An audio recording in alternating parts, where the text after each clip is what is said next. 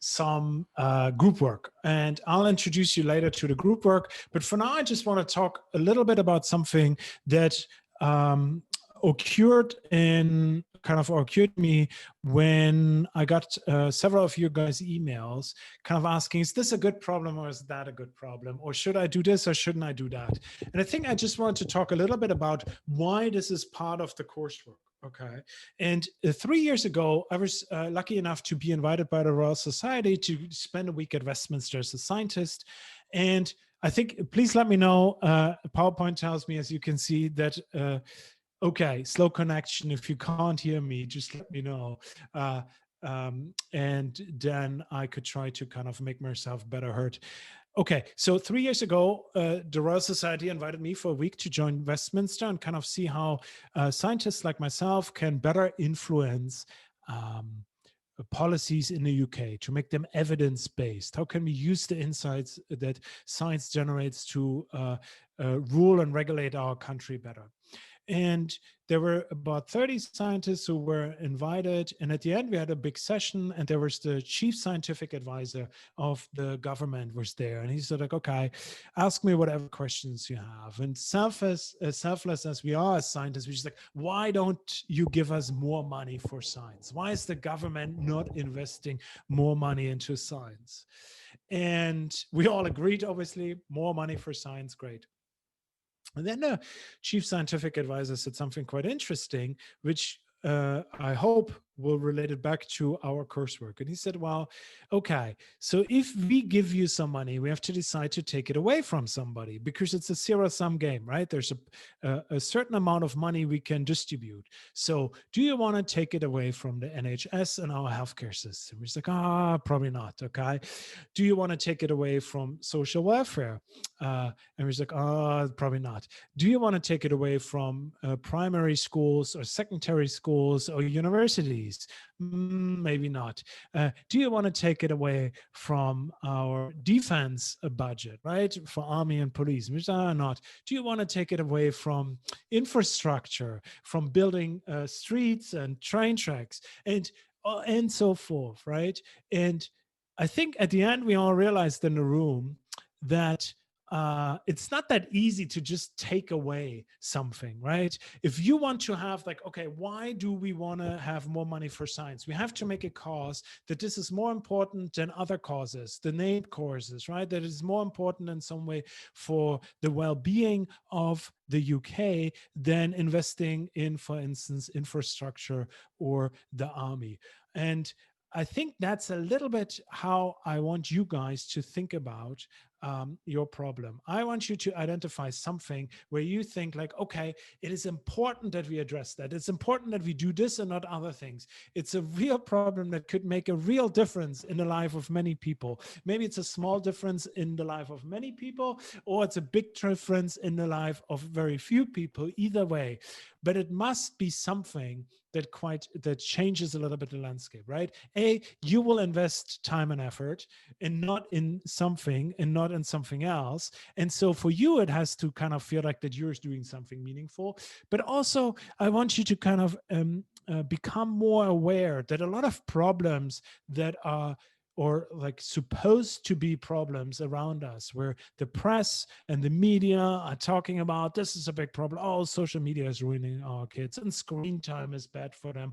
And oh my God, this generation, what's going on with millennia and all that nonsense, okay? To get a feeling for what are actually the really important problems in our society and how can I determine them? And I want you to pick one of them and to kind of work on it. I don't think it has to be necessarily something that is world-changing, society-changing, or even like dramatically life-saving. I think if there's something like a conflict between feeling it's a little bit not that important, but you're really passionate about, I think for me, it would be more important that you find something that you're passionate about, that you care about that. But how can you make a case for that? How can you make a case for your problem that this is really important and we should do that and not something else? Okay. So that's kind of like just a little primer. I would strongly recommend for each of you to either send me your problem by email at some point, and I think the earlier the better. I know that some of you, I saw some of you who are participating in this session already did this, and this is great. You can also come to my office hour on Thursday, which is a great way to chat about this. Okay. So I think seek out some feedback and try to figure out what you want to do as your problem, which behavior you want to change. Okay. So now just like a quick summary of what we did in the videos for this week and then how we want to go about that. So we talked a little bit we talked about and starting to think about behavior change from a social psychological perspective, right? If you want to look at the problem, here's the commute.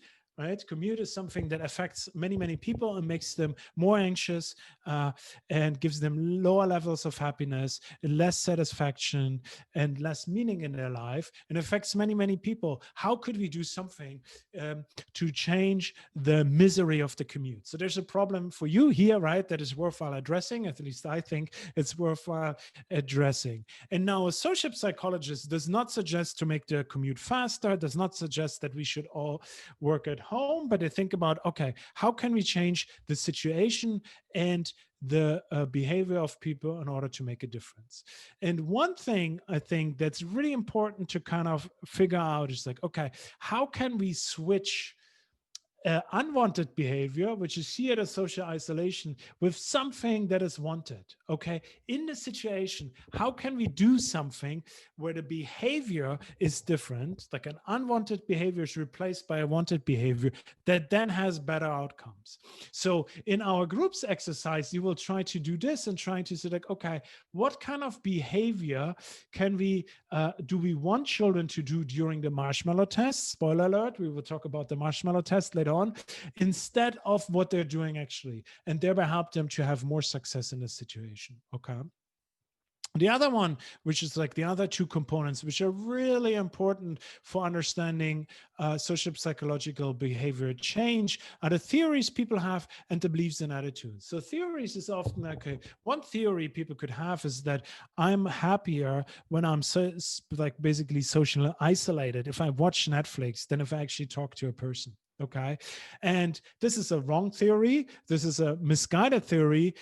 Yet people have that theory. And if we want to change their behavior, if we want to understand why they behave the way they do, we have to kind of investigate what kind of theories they have. It could also be that they have certain beliefs and attitudes, right? For instance, they come into the tube and see that everyone is staring on the floor and nobody wants to talk. And it's like, okay, I should not talk here. Talking is unwanted. Okay. In our study that I described to you, this was not the case. People were happy to talk to other people and were happy to be approached. But this is basically the signal that I get. And all of these, the beliefs, the theories, and the behavior are somewhat influenced by kind of like by others. Okay. So for instance, here I just talked about it. The interactions we have with other people influence the beliefs we have about the situation and how we should behave. Right. So if we want to think about behavior change from a social psychological perspective, then we have to kind of consider the theories, beliefs, and attitudes people have. We have to try to figure out what is a behavior that we want and how can we replace that with an unwanted situation. And we should think a little bit about the social dimensions of this. Okay. And now what we want to do in a group work is we want to use these components and try to better understand the how we could help children to wait longer at the marshmallow test. Maybe in a chat, could you tell me, guys, do you know the marshmallow test? Is everyone familiar with the marshmallow test? You can just a quick yes or no. Yes, okay. Okay, fantastic. Everybody says yes, so I can be super quick just to kind of quickly recall it. So what Walter Mischel did in the 1960s in California, she brought children in and there were 4 or 5 and they were set at a table and the experimenter would put a plate in front of them and on the plate he would put a marshmallow, a big juicy marshmallow. And then I would say something along the lines of, okay, so here's the marshmallow. You can eat it if you want to immediately. You just have to ring the bell and then you can eat it immediately. But if you wait for a very long time, then you can get two. So he said very long time because children with 4 or 5 don't really know what 15 minutes means. That's the time they had to wait. 15 minutes is pretty long. So he said, the experimenter said to them, for a very long time, right? And why this test became so successful is that what happened basically about 25 years later, Walter Mischel revisited these children who participated in the study 20 years later. And he found in this study here, I think this is published in Science, if I'm not mistaken, what he finds is that the longer the children wait, more seconds they can delay gratification, the more successful they are socially and academically 20 years later. And this is a finding that has been found over and over and over and over again, right? If you have good self-control as a child, it seems like that you will be very successful in life. And it's also very important because people, for society, because people who have very low self-control are also more likely to commit crimes. So there are many reasons why we should kind of think about how we could help children increase their self-control. Often this is kind of like these findings are somewhat taken as the indicator that there's a individual personality difference, right? What you learned last year with, I think, Philip and Lucia, with Philip and Lucia about like there's something like it's a trait, self-control is a trait. You can put it in a big 5 under conscientiousness, very strongly correlated. And people either have that or not, and that means this is the reason why they are successful or not. But now I want you to think about this from a social psychological perspective. I want you guys to think about how we could change children's self-control using the perspective of, oh no, I think that my, okay, let me just see if I can, okay, fantastic. Sorry for that. I just have to copy a link in the chat. So I want you guys to think about how can we use social psychological approaches to understanding behavior in order to help children to increase their self-control. And I want you guys to think about the marshmallow test. Okay. So in the chat, I'll put a document that you can access where I kind of summarize the points that I just made. You can use that document. You don't have to use that document, okay? But you, like for your group, but it's kind of, I think it has 4 components. And it's like, okay, can you identify a theory or belief that might have influenced the behavior of the children? And how could you influence or change that theory or belief? There's also the situational component, right? What could be the behavior that children show who can't wait? How could we replace that with behavior that helps them to wait? There's also a kind of like a social dimension. How could you use maybe social interactions to either change the beliefs that the children have or the tactics, or to increase the incentive for them to wait longer? Okay. And if you have done all that, then we could actually think a little bit about the ethical implications of your interventions. Okay. So I would kick you into breakout room. I just said it to the last group. I said that this is the 3rd session today. And I think like these were the best answers I got. You were all really on top of it. I think, so one thing I really wanted to encourage you guys, right, is to kind of, and I think you all did that, but I just want to kind of highlight what you exactly did and to see that we can use that, right? The way we kind of often people or like students very early on think about is like, oh, there's these kids, they can wait, and there are these kids, they can't wait. And then they say, well, they have high self-control or they have low self-control. Or say like, these kids have high attention span, low attention span, or they're good at delaying gratification, they're not good. It's just the same thing, right? In different words. But what you have to do in a first step, and which is like really important, is to kind of think about as a social psychologist, like what do actually people do? What do they think? what do they like literally do when they delay gratification, for instance, when they exert self-control, right? And a lot of you guys say like, oh, they could use some kind of strategy for distraction. Let me kind of, I think, actually, we have enough time to quickly share some slides, and I kind of picked that up. But this is really, really good, right? Maybe we don't show slides. So this is what Walter Mischel basically did in the beginning of his studies. Like after he found that some children were able to wait and others not, he taught them attentional focus strategies, right? To kind of focus more away from what he called the hot properties. So do not kind of smell the marshmallow, lick the marshmallow, nibble a little bit on the marshmallow. No, what you should do is you should turn away from it or something. Somebody said in the last group, I think it was Taya, I'm not sure. She said that they could sing, right? And it's a really good thing. How can they make the waiting less intense that they just sit there? And 15 minutes is a really long time to wait. There are some studies where they leave students like you guys for 15 minutes on their own, and they experience it extremely miserable. And there's in one study, they put students for 15 minutes in a room and there's an electric shock machine. And they say like, okay, if you're so bored, you can shock yourself. And one person shocks themselves for 234 times, okay? Because they can't endure the boredom of just sitting 15 minutes. So 50 minutes is really long. How can you make it more pleasant? How can you entertain yourself, right? And I think this is something what we have to do. But to kind of break it a little bit, like come back a little bit more abstract, is like, what are the strategies that successful people do in these situations? The thinking patterns, the thought patterns, the behaviors that separate them from not so successful children in this situation. Okay, this is one really important social psychological perspective. Then I think Sweta's group had a really great point. Other ones, like they could, and all of you guys had a similar version of that, but which I liked is like they could observe first another child doing it and then getting the reward. And one of the things that is like, which I think all of you mentioned, is like they need to have a belief in trust, right? If they have experienced a lot of kind of bad things in their past, right? Where parents promised something or the environment promised something. If you do this, you get X.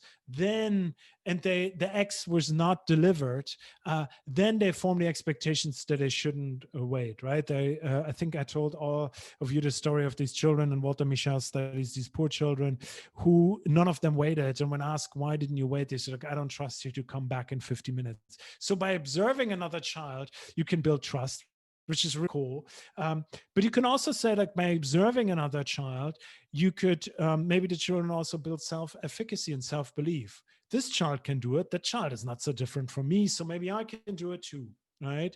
So this is like, I think, a way of thinking about in terms of expectancy value theories, that self-efficacy, the belief that you can perform the behavior, is really important. And one source for that is observing others who are similar to you to do the same behavior.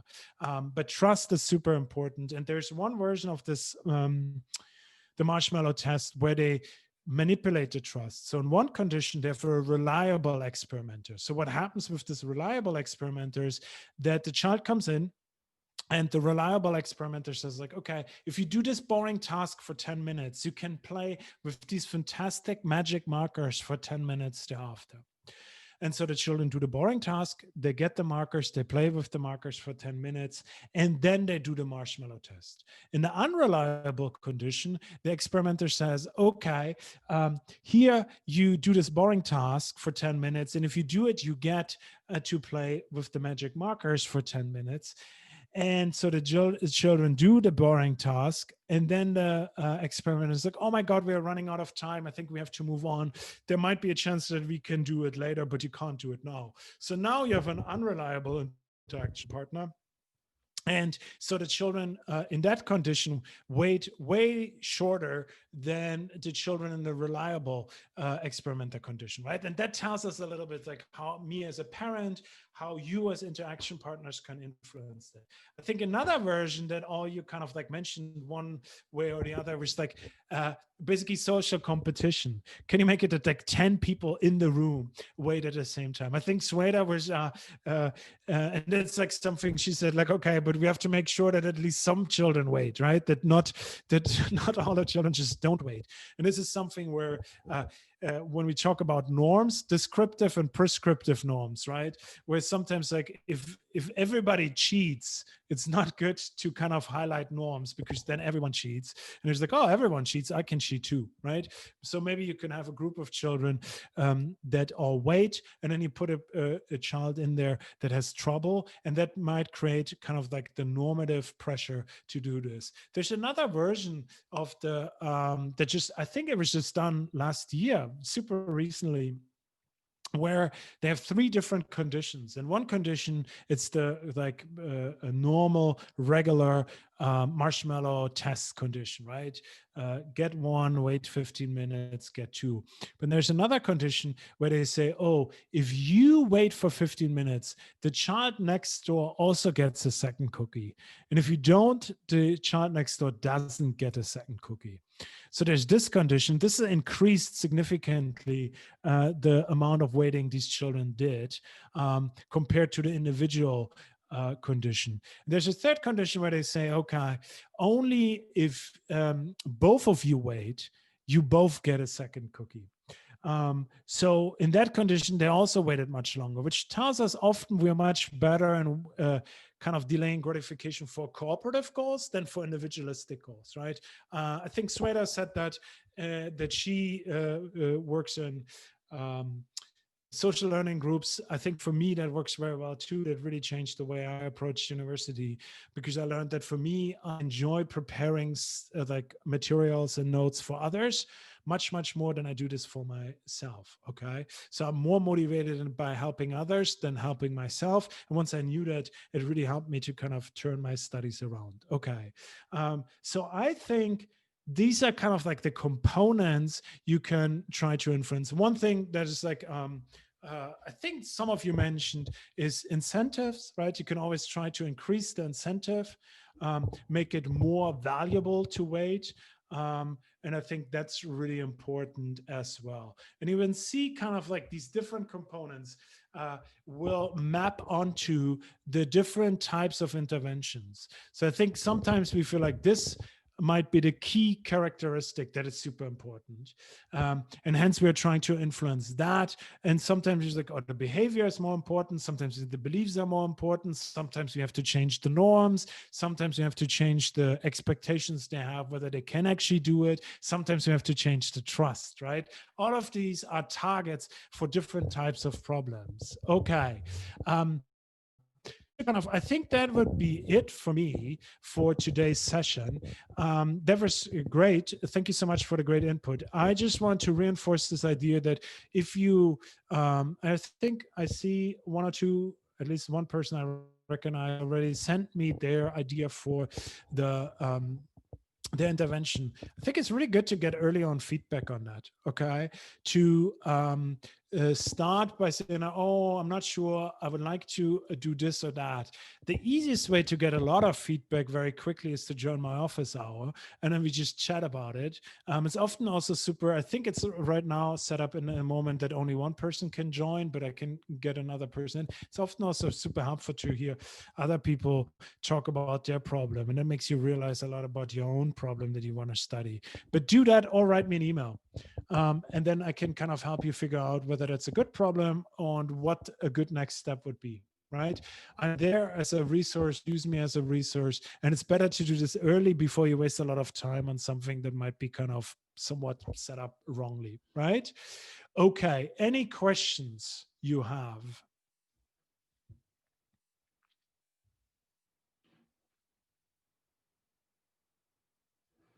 All right. It sounds like a no. Not exactly. Okay.